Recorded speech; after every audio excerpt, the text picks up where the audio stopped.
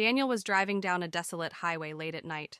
The moon was hidden behind thick clouds, and the road stretched endlessly before him, swallowed by darkness on all sides.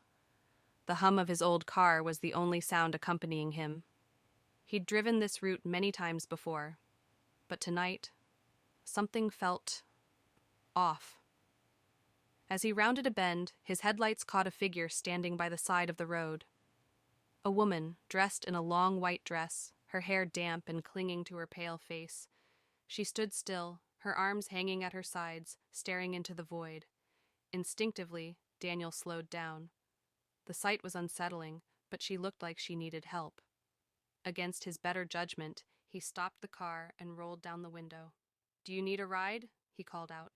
The woman hesitated, then nodded slowly. Her movements were stiff, almost unnatural.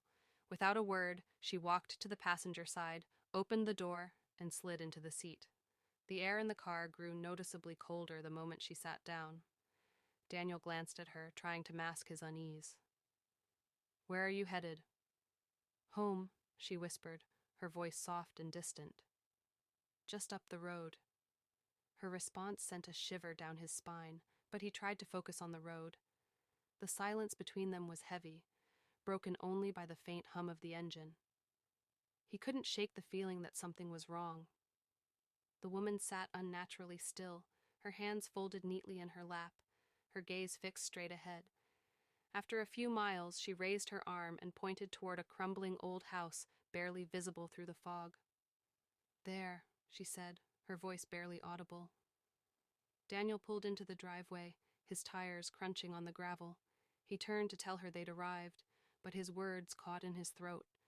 The passenger seat was empty. The woman was gone. He sat frozen, his mind racing. He hadn't heard the door open. He hadn't felt her leave. Heart pounding, he stepped out of the car and approached the house.